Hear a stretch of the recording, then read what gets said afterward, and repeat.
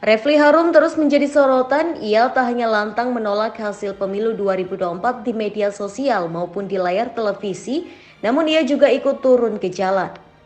Selain itu, Refly Harun juga getol menyuarakan pemakzulan terhadap Presiden Joko Widodo atau Jokowi.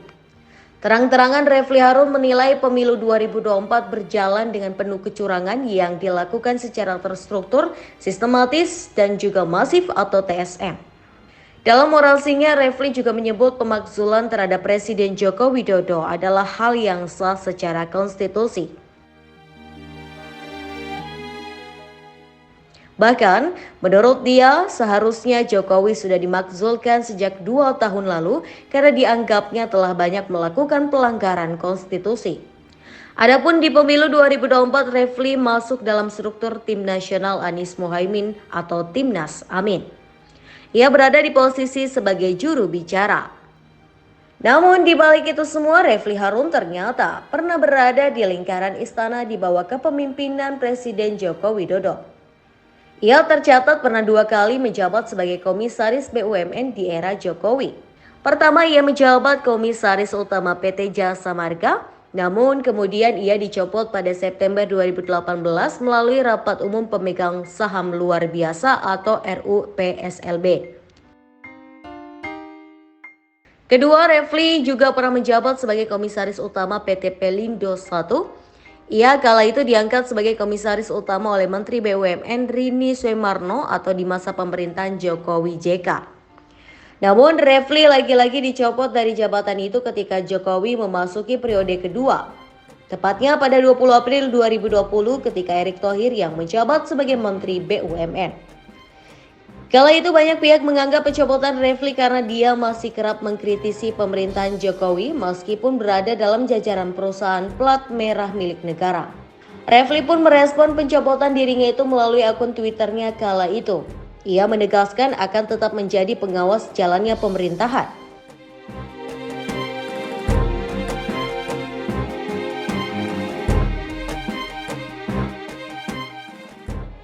Lantas, siapa sebenarnya sosok Refly Harun?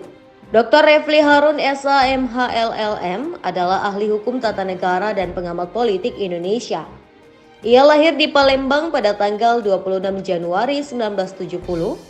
Refly merupakan alumni perguruan tinggi ternama di Indonesia yakni Universitas Gadjah Mada.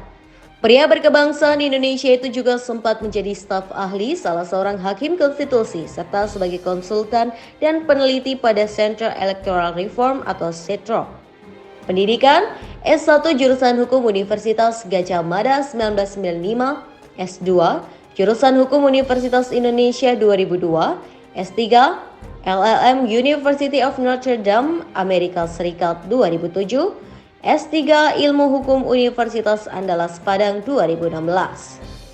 Karir, Refly Harun memulai karirnya dengan menjadi wartawan, namun ia tak bertahan lama.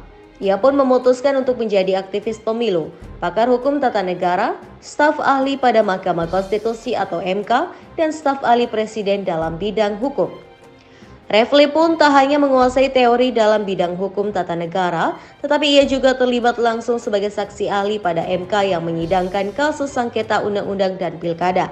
Tak sampai di situ saja, Refly pun sukses dalam bidang pendidikan yang terbukti dengan gelar lulusan terbaik atau cum laude dari program Pascasarjana Fakultas Hukum Universitas Andalas Padang pada 21 Mei 2016.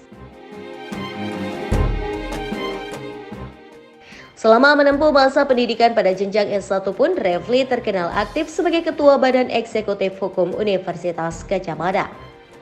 Refly pun sempat berkarir sebagai konsultan dan peneliti pada Center of Electoral Reform atau CETRO. Selain itu, dia menjadi staf ahli salah seorang hakim konstitusi pada Mahkamah Konstitusi atau MK.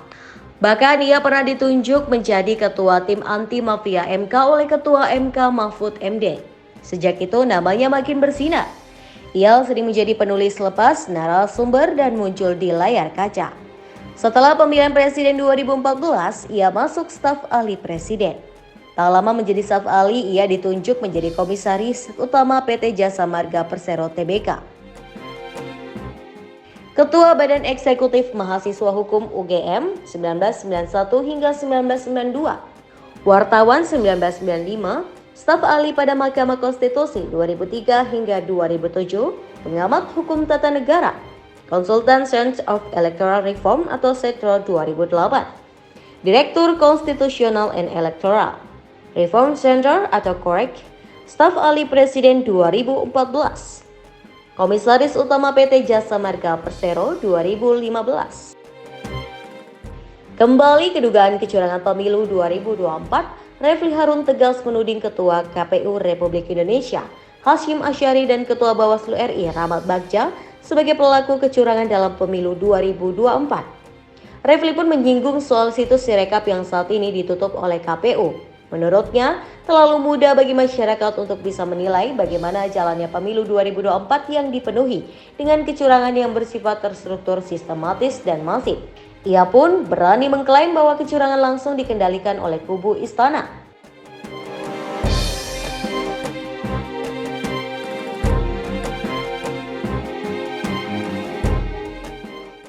Refli meminta agar pemilu 2024 diulang tanpa mengajak kubu yang dianggapnya berada dalam barisan kecurangan. Refli menegaskan tak mau dipimpin oleh pemimpin yang lahir dalam kecurangan.